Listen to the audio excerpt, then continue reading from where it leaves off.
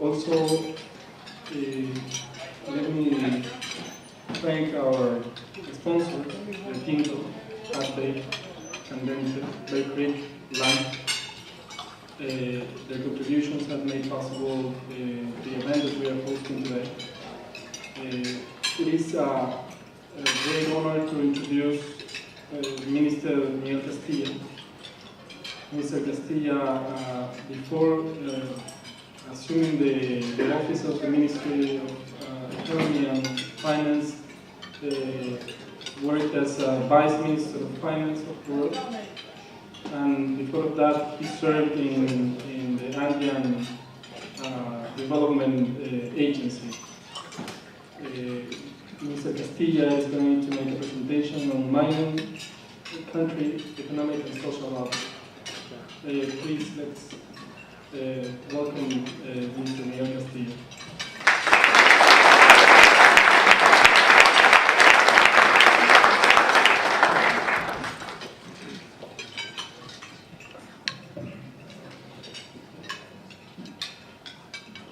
Thank you very much, Jose Carlos. It's a privilege being here at the 5th Investment Symposium on Peru investment. I'd like to thank also the presence of our First Lady, my colleague Pedro Cayollo, of the Central Bank Governor, the Ambassador, and all of you to share some insights and thoughts about Peru, a mining country. I'd like to avoid being repetitive because I think already the Governor has said everything that needs to be said in the economic outlook, and the Vice Minister about the mining opportunities. So to begin, I'd like to apologize for being repetitive, but it's important for you to also have a complete, perhaps broad overview of the potentials that we have as a mining country and the challenges that I think we still have facing forward to continue growing with the stability, with social inclusion, which are the main objectives of our government.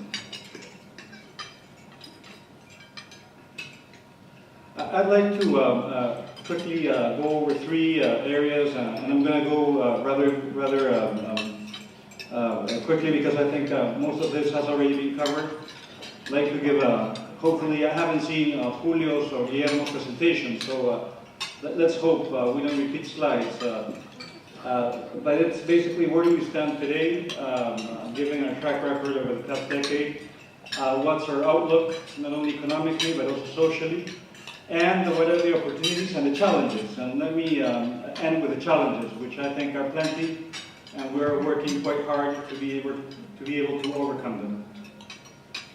Where do we stand today? As you well know, Peru has been one of the fastest growing economies among emerging markets. We've been growing at rates over 6%, which is something unusual. Usually in Peru, we had spurts of growth, followed by booms, followed by busts. We have had sustained growth for over 10 years, right, including the period in which we had the recession in 2008, 2009. And the prospects look bright. And this is quite important to be able to generate employment, to reduce and eliminate poverty, and to keep on in this club of fast-growing economies and be able to translate this growth into development and to the welfare of our people. If one looks at a historical perspective, as perhaps Julio mentioned in his presentation, the past decade has been one of the decades of the best performance that we've had ever since we have official statistics, with growth rates over 6% on an average, and the lowest inflation rate in our history. And I think this is something to be proud of, because most countries are able to achieve one or the other. We've been able to do both, have high growth and low inflation. And what has been one of the main sources of our growth in the last decade has been productivity improvements. We had a reform process put in place in our country that we're trying to consolidate and construct upon this platform to tackle the challenges that we still have pending. But I think growth based on productivity is what has enabled us to double our potential growth rate from 3.5% to over 6% in less than a decade.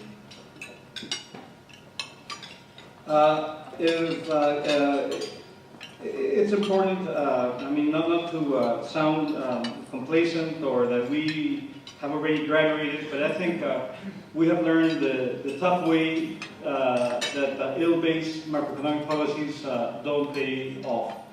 And I think there is a recognition by markets and there is a recognition by rating agencies that Peru has outperformed given its strong foundations. Something unusual, and let me just take you to this graph of bars that we have, of horizontal bars. And it's perhaps the first time in our history that we have a risk perception that is one of the lowest, if not the lowest, in Latin America. And if one were to include countries such as France, Spain, Italy, something unthinkable in the past is that we are perceived as a rather good credit prospect, low risk, and with ample opportunities. This has been obviously ratified by most rating agencies in the midst of a global slowdown and in the midst also of downgrades in many countries in the world. Obviously, we're in a world of uncertainty, as we all know, quite sensitive of policy announcements in Europe, in China, in the US. But we think we have the fundamentals to be able to mitigate our economy that is subject to external shocks. We've opened up our economy over the past decade or more, signing free trade agreements. We have a very open capital account. And this obviously brings benefits, but potential costs, given that we're vulnerable to external shocks. For this, we have been able to increase our net international reserves. The central bank that is independent in our country has been able to accumulate these buffers of savings to be able to have a stable exchange rate and to be able to act as a lender of last resort. And this, although still in comparison to Asian standards, we have, we're not at the levels of the Asian countries, but having close to a third of our GDP in net reserves is, I think, a source of comfort for us. And we've been able to reduce our debt level over the years. Our gross debt is close to 21% of GDP. If one deducts the assets that the Treasury has, this number falls to around 8%. And this is something inconceivable, again, years ago. Just to give you a couple of remarks on this, about a decade ago, our debt to GDP ratio was over 50%. That's something of interest. Most of this debt was denominated in dollars, and the maturity was rather short. And the budget that we needed to allocate to service that debt was close to one quarter of our budget. Nowadays, close to 50% of our total debt is denominated in soles, which is a sign of confidence in our currency and in our public finance. And less than 10%, precisely 8% of our budget is dedicated to finance our debt service. So this frees up resources, and I think shows that we have the equipment, the tools to mitigate. No country is not subject to shocks, but I think we have the tools and the instruments to pursue policies to mitigate shocks from overseas. In particular, slower growth in China, or a collapse, or a reduction in our terms of trade, which is perhaps the main source of contagion from overseas. If one looks at growth along with productivity, we've had investment ratios at historical highs.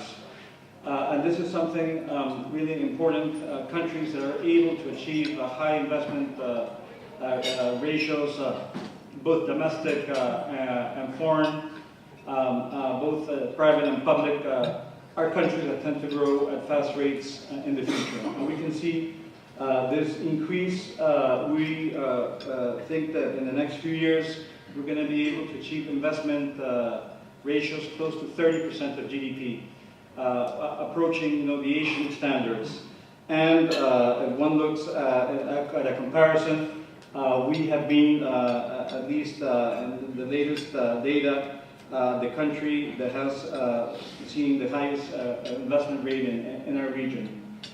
Something that shows